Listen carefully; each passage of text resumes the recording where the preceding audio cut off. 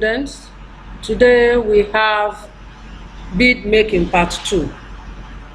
In our last lesson we discussed what is beads, types of beads, method of sequencing beads, materials for beads, and for this lesson today we are going to look into something that we might decide. If we don't want to use one particular bead to work, we can decide to use two types of colored beads or big and small beads. It all depends on you. Now when you do that, what do you do? From what I've shown you in your last lesson, a woman threading a bead, the woman is showing you how to thread a bead, and that's why I want you to study the video of how to thread a bead so that you can easily be able to do one by yourself or for your own use. Now let us look at the uses of beads. Beads are used for royal initiation into kingship. They are used for beautification and adoration of our body and adornment of our places, like our dining table. You can use it for the dining table. You can produce beads and put it on the wall for wall decoration. Then it is also used for festivals, cultural festivals and marriage activities in some ethnic group. Now let us look others. Religious rites and purposes. Some of these beadswork are used for Christians and Muslims alike in their prayers. That's one of the uses of beads. Then the other one is that, if you can agree with me, that in most traditional African society, beads are very common and people are use it for one festival activity and the other.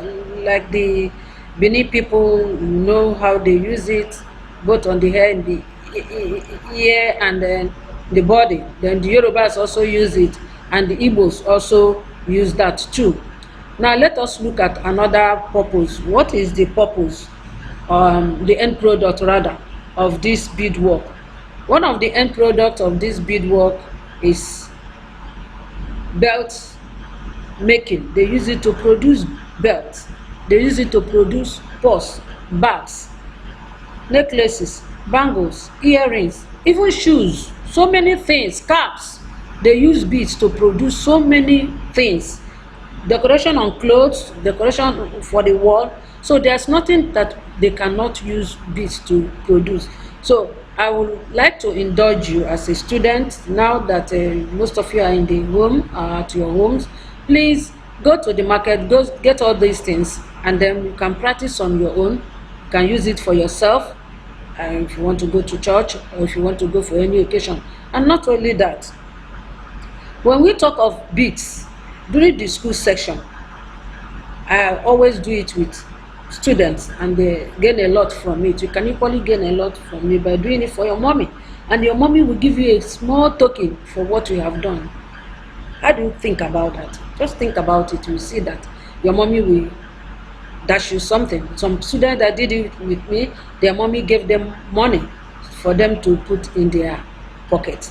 So with all we have done last week and then the first period and now, you can agree with me that bead is very, very, very, very important for every one of us.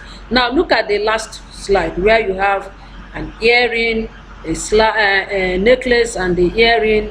Then you have the bangles and you have the wall decoration. All these are works of beads that we can do on our own, and even do for our senior sisters and the uncle's wife who will now dash us money. So I would like you to watch that video once again, or I will add a video, little clips for you to know or start practicing bead making on your own. See you next time. Bye. Hello, I'm Carla Schaefer, Auntie's Beads Designer, and today we're going to do some basic bead stringing. I'm going to go over the tools and the products that we'll be using. We'll be using a 49 strand beading wire in a .018 diameter. We're going to be using 2x2 crimp beads. we're going to be using a toggle clasp and a crimping tool and a nipper tool.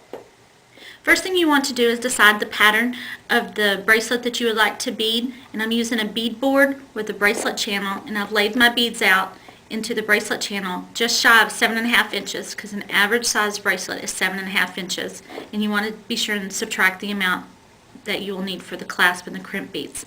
So I've laid out my beads, and now I'm going to cut wire to about 3 inches or so longer than what I want the bracelet to be. So if it's going to be 7.5 inches, I'm going to cut about 10 inches of wire.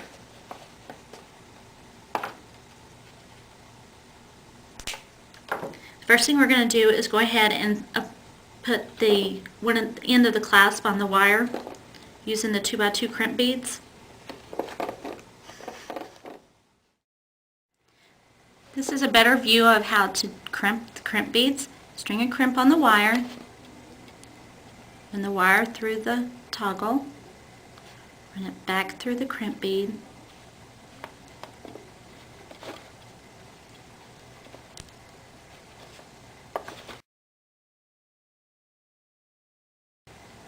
take your crimp tool has 2 slots in it. It's got one at the base and then one at the tip.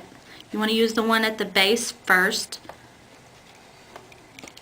So you lay the crimp bead in that slot and mash it until you get this little half moon shape, crescent shape.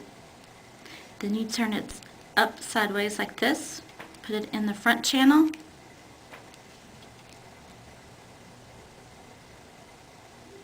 mash it again till it folds it over. And then what I often do is we'll go back and mash it again with the very tip of the crimp tool just to make sure it's flat. This is how you crimp your bead. Next thing you're going to do is start stringing your beads on. So all you would do is just string the pattern that you've got laid out onto the wire. And the first couple of beads will cover your tail of the wire right below the crimp bead. And then you continue stringing until you get to the other end. Now that you've got most of the bracelet strung, you're just going to finish stringing the rest of the beads on, and then we're going to crimp the other end of the bracelet, and you'll have a completed bracelet.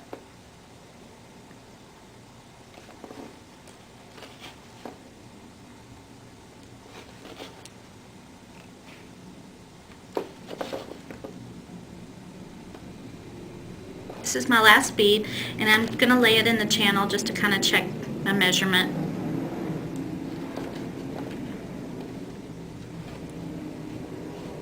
And I'm going to be 7.5 inches, maybe just a tad bit longer. So you can remove or add beads as needed. Next thing you'll do is you'll string on another crimp bead.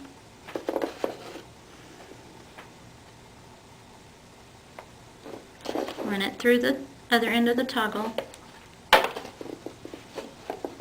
run it back through the crimp, and back through at least two beads,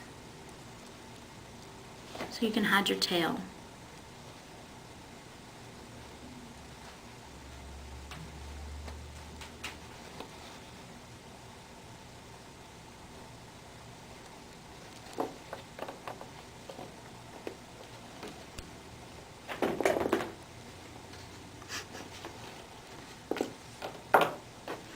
Then do the same here. A neat little test is to kind of take the bracelet before you crimp the other end and kind of crinkle it up into your hand, and that makes sure that you have enough movement in your bracelet and it's not going to be too tight. And then you crimp. Again, you crimp in the channel closest to the handle first, then you turn it, put it in the end channel, and then mash it again on the end.